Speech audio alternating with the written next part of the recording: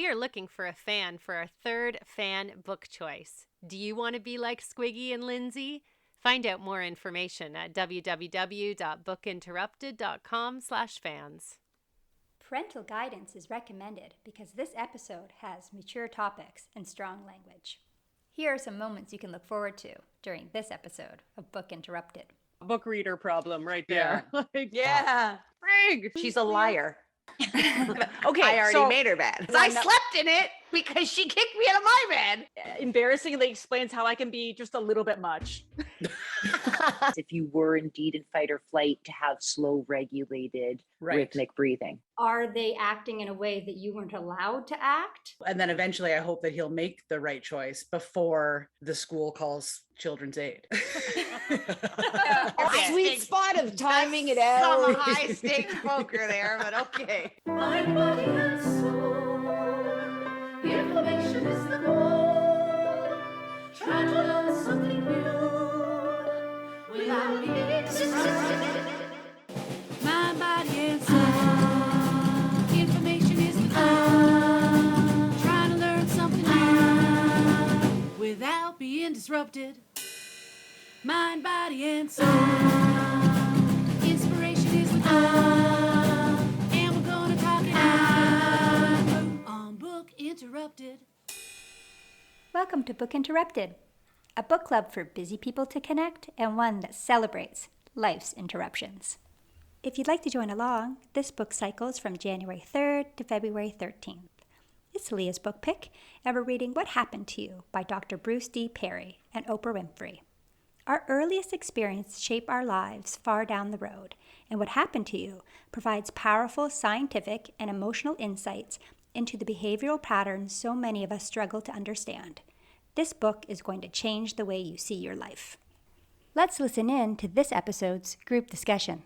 Some of this part of this book is, I did read a bunch, and some of it's hard to read, but at the same time, it lets me pause when I'm getting triggered by something. If I can just wait 5 minutes, look at a clock and just be like, okay, I'm being triggered, and then try to bring it down, then you can start trying to look into it. But like even little things, like, I don't know, we were playing cards. My daughter put her hand on the cards before I was done dealing. And inside I was like, do not touch the cards. But I said, I paused. I was like, you can't touch the cards before you're done dealing. And I was like trying to wonder why. And I was in my head, I was like, I'm being triggered by this for some reason. That's like, don't touch the cards. Right? Cards are important in your house. Do not touch the cards before They you're are. done dealing. I just told her it's rude. I'm like, because it's rude, and just don't do it. But in my side, I was like, why am I getting triggered by this stupid thing? It has nothing to do with her touching the cards. She can touch the cards. I have a friend who's had trauma when they were younger, and they recently put a post on some social media that said, when you are parenting, if you've had trauma when you're younger and your child does something that really puts you crazy off, like you're so upset with them, if you take a moment, are they acting in a way that you weren't allowed to act?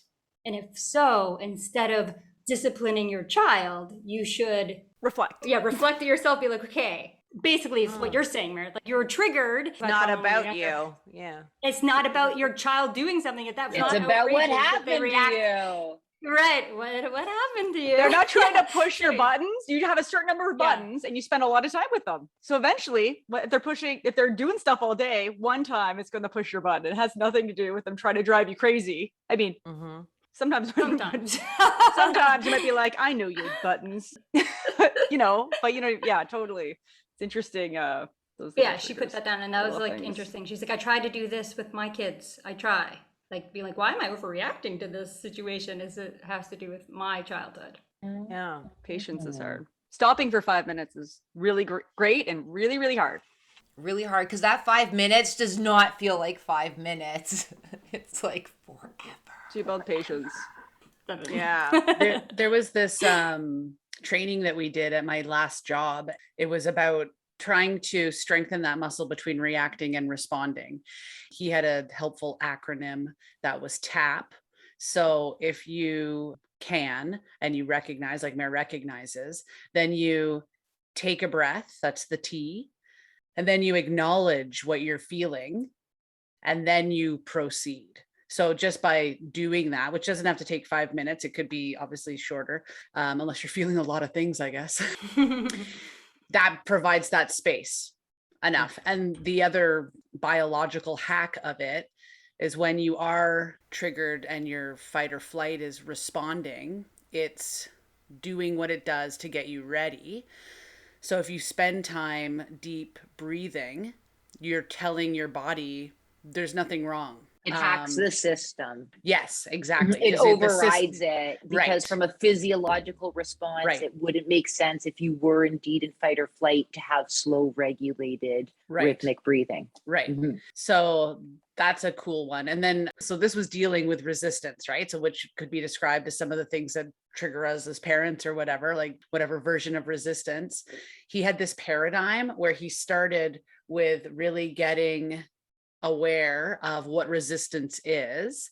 He just was like, resistance is protection. So if someone is fucking with you, right, like they're resisting whatever it is you're trying to do, if you remember that resistance is protection, it like informs you differently on how, like if you think you're fucking with me, right, then you're pissed off. But if you think, oh no, you're trying to protect yourself from whatever, I don't know what it is, right, but resistance is protection, then you can acknowledge that, and then you can proceed and you throw a little tap in there and away you go. And certainly So- if you're saying you're fucking with me and the person's trying to protect, they're just going to resist more. Right. They're like, oh, now you're angry. Right. Yeah. And then it's like a self-fulfilling prophecy too. Mhm. Right. So if you think about a child that's acting out and they're resisting to protect, and then you do what Mary's describing, then they're like, see, that's why I was protecting myself in the first place. Clearly, I've been reconfirmed now. I love that. Does You anyone were- care if I workshop this a bit? Let's do it. Work it. Okay, so for the last few weeks, the morning routine jeez. with the kid is awful. She is resistant to getting ready. Every part of it is a fight, every single part of it. And I feel like I'm trying everything. So if she's resisting to protection, what is she protecting herself It's her from? autonomy. It's because she senses and smells off of you that you love nothing more than control. And so her power comes from the things that she can control. Oh, okay. I don't know, I'm just guessing. Because when her and Alex were doing a FaceTime call earlier today, Max couldn't wait to start making her bed. And I was like, that's weird. She hasn't even been prompted by you or B to do that. I already made her bed. How old is she again? She's a liar. She's 5. Okay. I already so, made her bed. I have Because I one that- slept in it because she kicked me out of my bed. I have one who loves autonomy too, and we went through the same thing. And she was getting, she was like resisting and like frustrated. I was like, listen, you don't want me to tell you to get ready. And she's like, yeah. I'm like, I don't want to tell you to get ready. We need to, whatever, be here at a certain time. Oh, These are the things that need to happen. And so if you just do it, then We've tried we're that. both happy. And like, No, we've tried and that. I don't know, you got to figure, I don't know.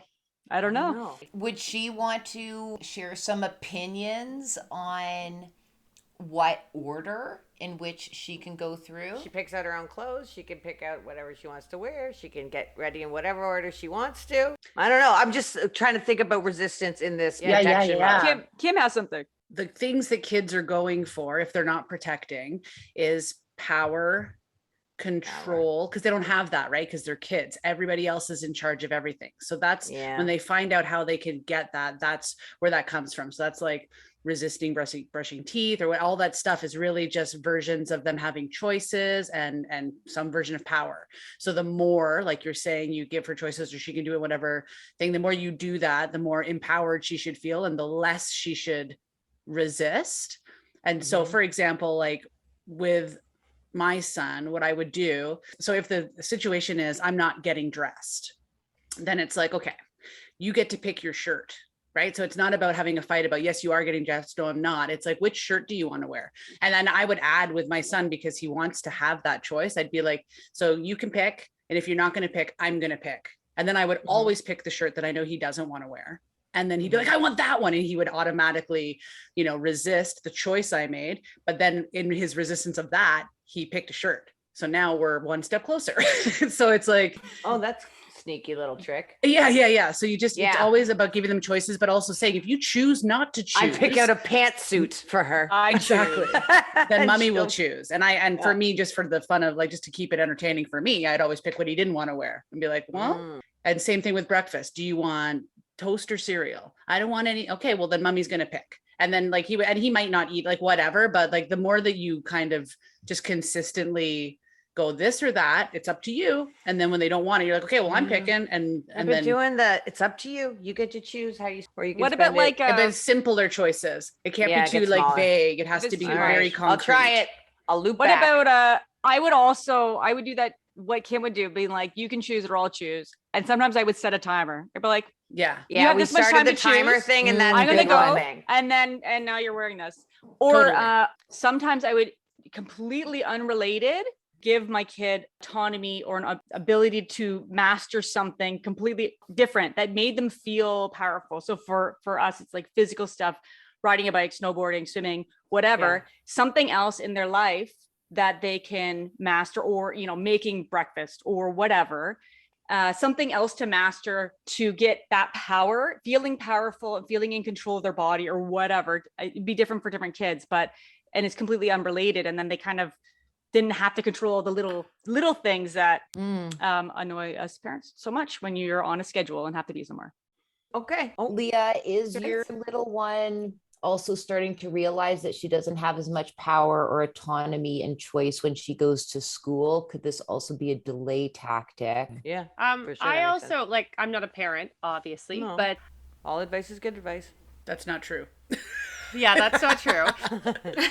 All advice here is. But good me advice. as a person, I don't want as much choice. Like, I go to a store and I pick out the first thing that I like. Laird drives me insane. He researches for 20,000 years and picks out the one that he thinks the best. I will It's go and go, overwhelming. what's the good one? Great, perfect, done. Let's move on. I have so much else I want to do. So, I don't know your child. I don't know anything about this, but could it just be too much choice too? Like, It could be, because it's like we have 3 kinds of toothpaste so that she can pick which one she feels Yeah, like like, using. So like with yeah. creating decisions, maybe this is all too I mean, stimulating.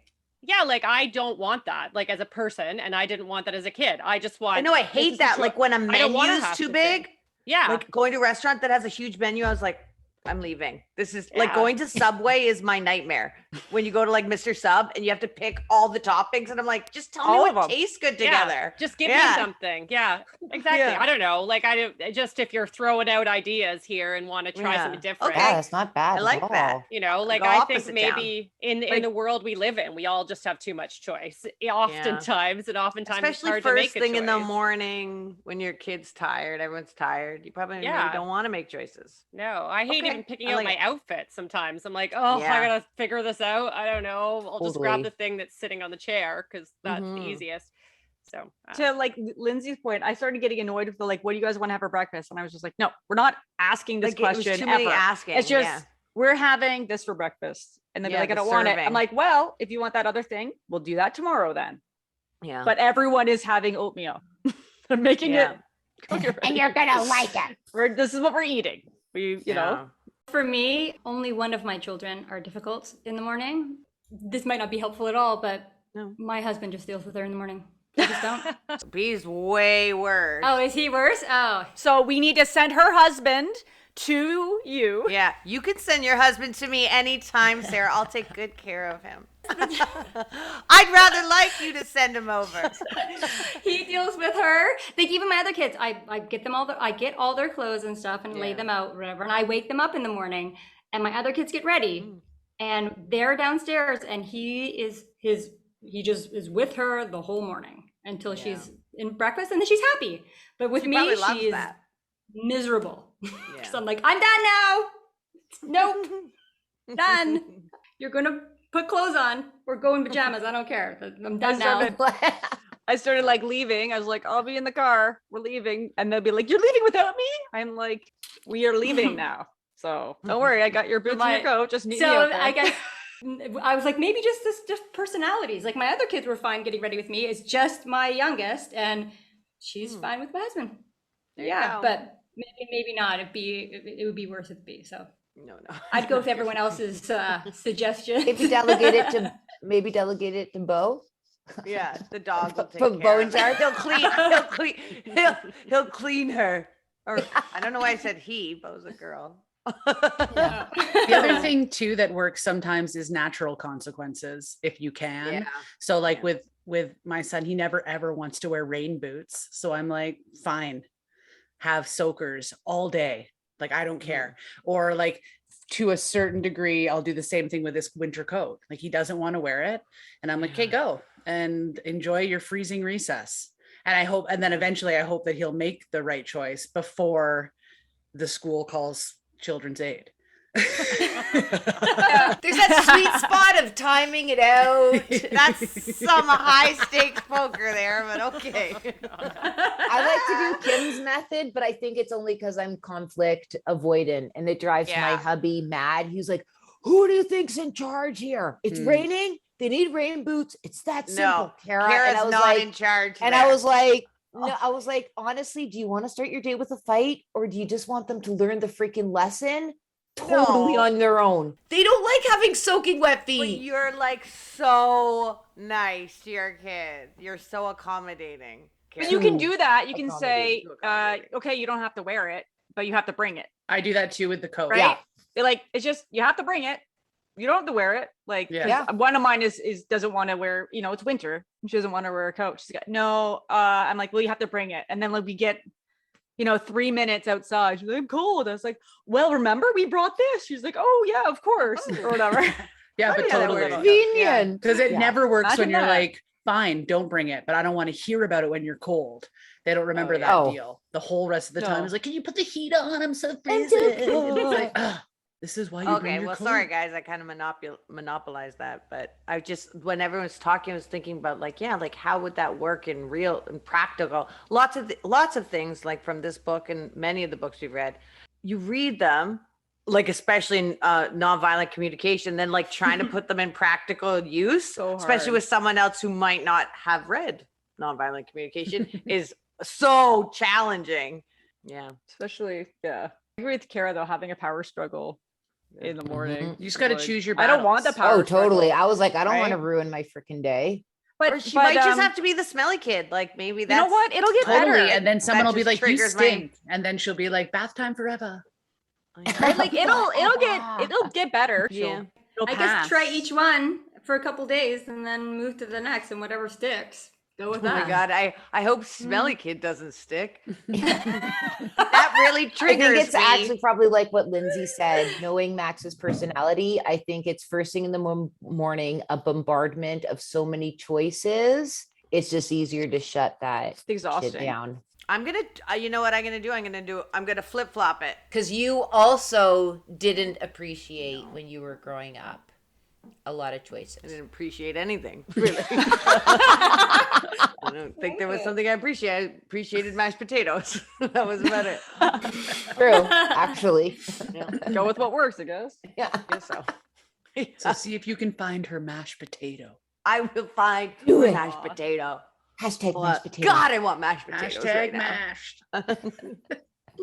This interruption is brought to you by Unpublished. Do you want to know more about the members in Book Interrupted? Go behind the scenes? Visit our website at www.bookinterrupted.com. Book interrupted. I have a wonderful interruption.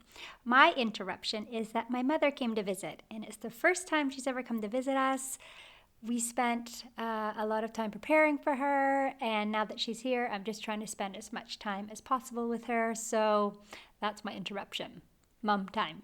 Book interrupted. I like the little I'm trying to look for one right now, but like all the little diagrams and the little drawings and the little ways that you can visually see that the more complex things that he's talking about, which I think are really cool. And he builds on them, which I really like too. Like he has, he'll say a little bit and there'll be a diagram, and then the next diagram is something a little more complex on the same idea. And then he references them in the text. So I think that's kind of cool. I don't know. I Yeah. can't remember one in particular that stood out, but does anyone remember anything that you from the diagrams that you really hit you or impacted you? Pictures for me in general, like this is off this book topic, but like that book by Dan Brown, Da Vinci Code. Yes, the Da Vinci Code. Normally, I wouldn't be able to take in that information. Those like kind of books, like Josh loves to read, history books or like Game of Thrones. I wouldn't be able to read Game of Thrones because of the names.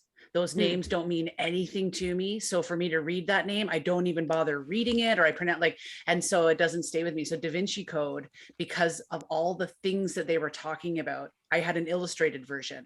So they had pictures after picture after, and it was just so amazing. I couldn't even believe it. So the same thing with this, these are just diagrams. So it's not like the Da Vinci Code, but I guess they're okay.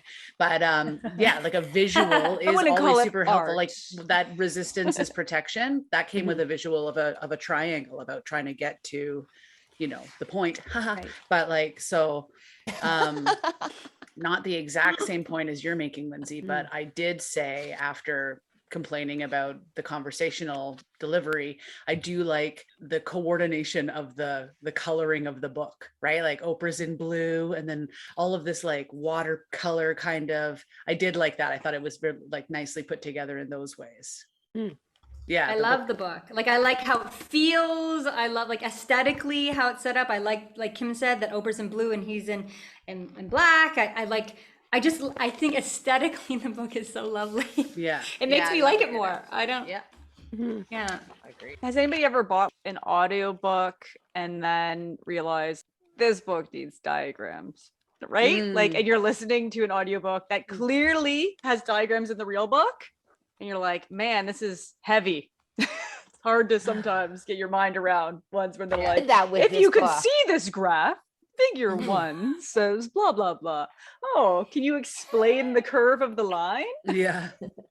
Guys, I just went to like show you that, and now I've lost my bookmark and the page I was reading, and I stopped. Like I read it. I know, don't you hate this? And I stopped reading. I've been so busy the last like 2 months or month and a half. I read half of it, and then I haven't read it since then, so I can't even remember where I am. I'm gonna have to. That is the worst. Oh, that's like a book reader problem right there. Yeah. Like, Yeah. it's like frig. If you lose a bookmark, the book will remember where you were just a little bit. So if you look just in the spine, look for the pages. There might, unless you've squeezed it a lot, but there might be some pages just are slightly apart. My kids pull my bookmarks out all the time. And if you just look at the one that looks like maybe, even if you kind of hold it a little bit loosely, you might see the page that you were more likely on and then be able to open it. There are a couple that are sticking out, so I'm gonna just guess. Right. So figure out what pages those are, and then you should be able to figure it out. But like, if you just lose one, if you kind of just like loosely kind of hold the book, the one that will come apart first is probably the one you wrote last. Meredith, the book whisperer. Holy cow. She is. Of course, you know. I'm writing a blog post right now for next week that embarrassingly explains how I can be just a little bit much. You should call it the book whisperer, and that you should include how you find just like, how the book talks to you. Losing my mark. Yeah, exactly. Losing my mark. Losing my mark. Oh my goodness.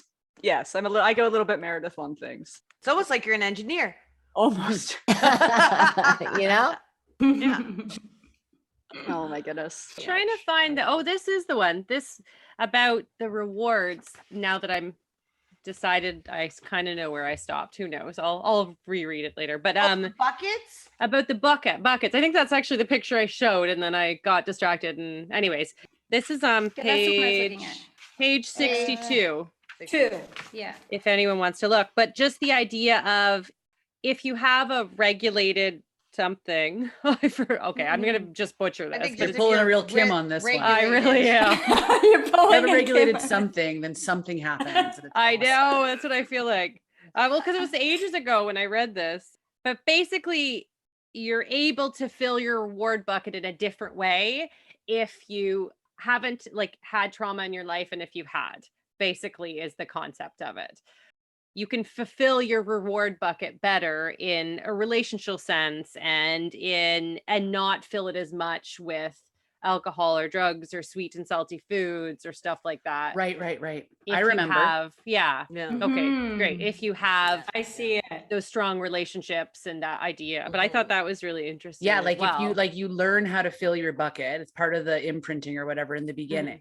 So if you lacked those lessons by virtue of what happened to you, or in some cases what didn't happen to you, then you find other ways to fill your bucket that may not be as healthy or just even as complex. Right. And so some people use food, and when you don't have that scaffolding, then you find these other things like drugs and food and whatever it might be, sex, whatever. And then if you did have that scaffolding, then you are more apt at finding healthy ways to fill your bucket because it was laid down for you in the beginning. Yeah. Thank you Yeah, for that was so not Kim of me. I know we just switched positions there. Perfect. Like Freaky Friday. Interesting. Freaky Friday. I love every Freaky Friday, all versions of it. It's interesting because this comes back to what you give your attention to becomes important, and the currency of your family in a way. Our family loves games, and a lot of our relational bonding happens with games. And so that really fills my bucket. So, you know what I mean? And I can see that I've translated that onto my kids who just want to play board games all the time, or I read a lot. And so books are a bit of the currency of our house as well. Right. So if people are feeling upset or whatever, the kids might come and say, will you read me this book? And that kind of does help regulate people in our family because that's where we give our attention. And so when you're younger, you might not realize what your family is doing around you during stressful times can help, depending on whatever you see, is how you learn, I guess. I don't know. Modeling is huge. Modeling. It's more of the teaching that happens than actual teaching. Oh, I had a good quote that I liked. Okay. It said, some people think that teaching by example is the best way. And they say, no, it's the only way. And the other one is when you try to teach by example, you improve two people. That's a great I like that quote. one. That's I think about that a lot. I love that quote. Yeah. Clever. Okay. Silence. Well, Was anybody that's all. else? That got weirdly quiet. I know. Was anybody else We were all pondering. blown away by some of the information that Dr. Perry was sharing around when young ones are exposed to adversity? And I'm trying to remember what chapter. It was the amount of time that, what was it if for the first 2 months of a kid's life were super challenging, lots of adversity, lots of trauma, that would set them up at a disproportionate rate for their mental health, physical health, potential for addictions later in life. Whereas if, let's say, something happened to a 7-year-old and it was just momentary, and then it was over and done with the traumatic event, they might not fare so, I don't want to use the word poorly, but it might not be as challenging for them. I just was blown away. I still don't know how to make sense of this. I made sense of it in my That's mind crazy. because think about how fast you're growing as a baby. And then Okay. I almost felt like it's the impact is reflective of how fast your brain is developing.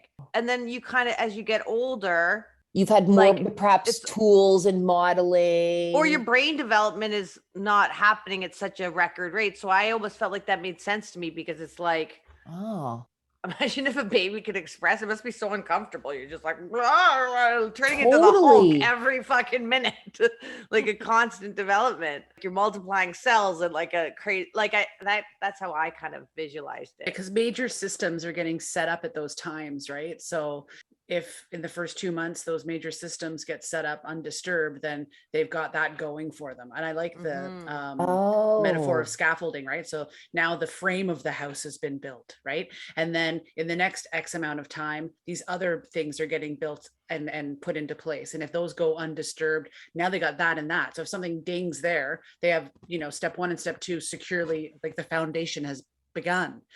But if they get dinged before the foundation's even built, now they got a fractured foundation. Does that make sense? It does, but then it just leads to more things that make me uncomfortable. For example, postpartum depression. With what I feel like, then is it our responsibility as a society to start to set up more communities? Alberta Not so did. that it doesn't happen, but so that because then I just feel like we're paying the trauma forward in an Absolutely. area. For example, I suffered from postpartum depression with my oldest, and I don't feel like I had a choice. Like, it happened. And yet maybe if there were other things in place, I might, well, maybe what I'm trying to get around is now I feel guilty that I have inadvertently exposed my young one to me not having my shit together. And maybe that's why I feel there's a part of me that feels inclined into social activism to try to rewrite my own wrong by addressing it externally from myself. I think that's Well, a you beautiful don't know thing, what you Kara. don't know. But that's a Yeah. beautiful Yeah. thing that you're trying to do in that way, because you can't help it. And it only is this research being shared fairly recently. And so that's the horrifying thing about reading these books. You learn, like, you're like It's first so 2 months and you're like, oh shit, what did I do with my horrifying. kid in the first 2 months? And It like, was I feel horrible. relief when I'm like, okay, 6 Oh, years. Okay, he's 7. Like, I'm pretty sure we're good. Yeah, like he's good now. He's good.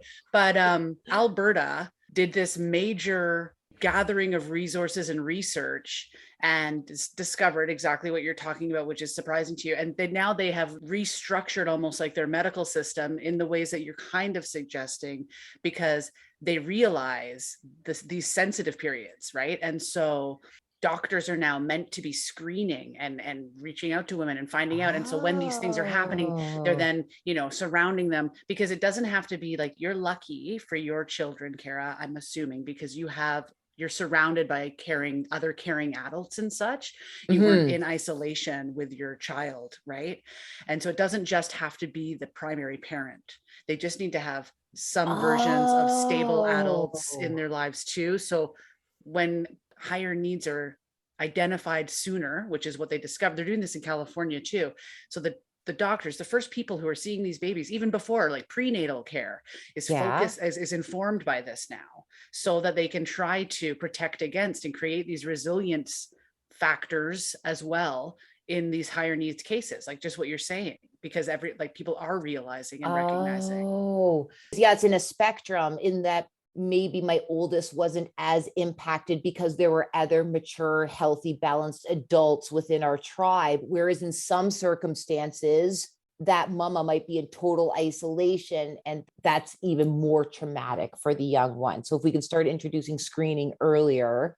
And Kara, some individuals, like some children, are going to be more prone to it because, like, if they're highly sensitive, they'll be less resilient just because of who they are. Not Because I think, what is it, happened to them. 15 is the latest statistics, 15% of the 10 or 15, highly sensitive people or whatever. Yeah. Oh, So they might be more, again, they're more sensitive. So More vulnerable. more vulnerable to things like that. It made me think. I had a midwife for all 3 of my kids and a doula. And when I had my children, my midwife came to my house the very next day. And so did the next day was a doula. And then the midwife came again. Like, they came so many times. And then I had other friends who only went through doctors, and they had to bundle their kids up and go outside. And my midwife's like, you're not to leave the house for a week. And they would come and check on me. And I was lucky because I had a lot of people caring for me. But I was thinking that the midwife model seems to be a healthier model, because if I didn't experience postpartum, but if I was, there was professionals that came to my house, and they would have been able to, like, I had a hard time breastfeeding my daughter at first. My milk didn't come in for 3 days. So the 3rd day I was like, what do I do? Do I go to a bottle? What do I do? And she was like, my mom went to go get a soother. And the midwife like, do not give her the soother. It doesn't matter that your nipples are bleeding. Either bottle or just keep her on there. I'm like, but what about the scabs? She's like, well, that hurt. Like, no. And then my milk came in. Like, that's extreme. But the point is, I had someone there to talk to, where if I was all by myself, I might have had like a tremendous amount of anxiety about it. And she was like, we can either go to a bottle, or it's fine. Just let her, it'll come in if you just put her on. Just keep on putting her on, like, if you can stand it. I think it made it easier for me because of that. Although I didn't experience postpartum, I had people there like the first 2 weeks all the time coming in and checking on me to make sure everything was okay. Right. If you doubted, if you're doubting Oh. yourself, they'd be like, you can do this. Yeah, they were Stick there with and it. they're like, what That could have problems are even you been having? How are protective you against feeling? Sarah having postpartum. Exactly. Because I did the opposite model than you guys, which was immediately bundling that kid up, going outside, going to all these ridiculous appointments, and then having to pay attention to the things that I would select to share because you would be shunned, for example, if you were silly enough to disclose that you let your baby lay beside you. Oh, right. Yeah. Yeah. Oh, like it's game over. So I would, there was secrecy and hiding and shaming in the model that I was observing, Which probably which is aggravated your postpartum. similar, yeah, to many other people's experience. Like, I'm not trying to imply that I was alone in this, but now that I'm reflecting back, I'm seeing a whole bunch of almost like ingredients that took place. Yeah. Right. Like I've never had I felt supported was the point. I felt supported. And so I was asked how, not just about the baby, but how are you feeling? What's going on with you? They were Yeah. they're asking me about me, and they had a checklist to go through about me alone and then the baby. It was both. So I'm glad that Huh. Alberta's doing that for Imagine that. doctors. So I think, you know, I mean, I think the whole system, like if people should be able to have a choice between medical doctors or midwives, but medical doctors clearly should be helping people that could potentially have postpartum, I think, too. Mhm. Like checking on them. There we go. We workshopped a lot of items today, folks. Was anyone else kind of blown away at one point in the book? Oprah discloses that she never went to therapy. And to me, she seems like does a significant amount of like inner work and tries to like grow and heal. And I was just kind of like really surprised or impressed by how she navigated and found her own way into becoming more of her whole self. And I'm assuming it's not all a facade, but that she, I don't know, I was just kind of blown away Perhaps- that she just did it. Like it was literally just through relationships. Like she had her relationship with, is it Gail, was a great source of like regulation and like books. And I was like, huh, it's like, that's Perhaps- freaking awesome. But perhaps like we were talking about earlier that, you know, maybe somebody with early trauma is less likely to try to rely on someone else. So maybe she doesn't want to rely on a therapist for healing, and it's much more safe to work on it on her own. Or not on her own, but her own way. Her own way, and like getting people, you know, opening up to people. Well, she also doesn't have to worry about other struggles in life. Like I'm sure she has those kind of struggles, but she doesn't have money struggles or having to feed her family or do any of those kind of things as well. So that's really other she has time. stressors that many of us would have in our lives. Yeah, she's kind of exempt from that. Yeah. I also like the idea that she healed herself through experiencing other people's stories about healing or even about adversity. There's like this magical experience that can happen in a group, in an AA meeting, for example, when everybody just has their turn. Nobody comments on each other's turns or whatever else, but just by each person sharing, yourself gets a piece of their healing. It's hard to put into words. And for me, the butcherer of all retells, it's very hard. But I wonder if through Oprah's career, that was like her therapy. Oh, That wasn't so bad after all. Yeah. You're really channeling the storytelling today, Kim. Yeah. All right. Yeah, I think it's clear that this is over. It's clearly over. This For has been this one part of the anyway. more Go. awkward Goodbye. silence. But we will filled- have another, like I do have something, but I feel like it's like my Yes, thing that I next have is session. from like chapter 9. So I want to, I mean, Okay, it could, next session. yeah, good. Okay. Okay. I was getting scared. I'm like, It's is there only 7. one session? Okay. No. And I already have the show notes for it, Lindsay. Oh yeah. Good. What? Oh, for like Whatever what I'm going the- to talk about, Oh, I okay. I actually was have like- a little bit of a source for you. Great. Yeah. Perfect. Yeah. Send it over. I When? will. Not now, because Not I'll now. lose it. No. I won't later. send it until I say it. It's a Yes. secret until then. Perfect. Thank you for joining us on this episode of Book Interrupted. If you'd like to see the video highlights from this episode, please go to our YouTube channel, Book Interrupted. You can also find our videos on www.bookinterrupted.com. The impact books have on our lives is not limited to the words written between the covers. Some books inspire new thoughts and send us to unexpected places. Follow me, Meredith, as I descend further and further in my recurring blog segment, Down the Rabbit Hole, at www.bookinterrupted.com/blog. Thanks for joining us, and we'll see you next time on Book Interrupted. Moments you can look forward to on next week's Book Interrupted. Reading it this time, I was like, cheese and rice. This is intense. She was on the movie set and the director kept telling her to tuck someone in. So there's a happy ending, right? And she was like, I don't feel like this book was that bad. Is that our brain has been imprinted with this implicit bias, and that for the rest of our lives, we will have to fight that. No worries, right? Like, that's what we're all here for. If you guys become terrified of birds after reading my book, like, I apologize, but like, you know, I had the best intentions. Book Interrupted. Never forget, every child matters.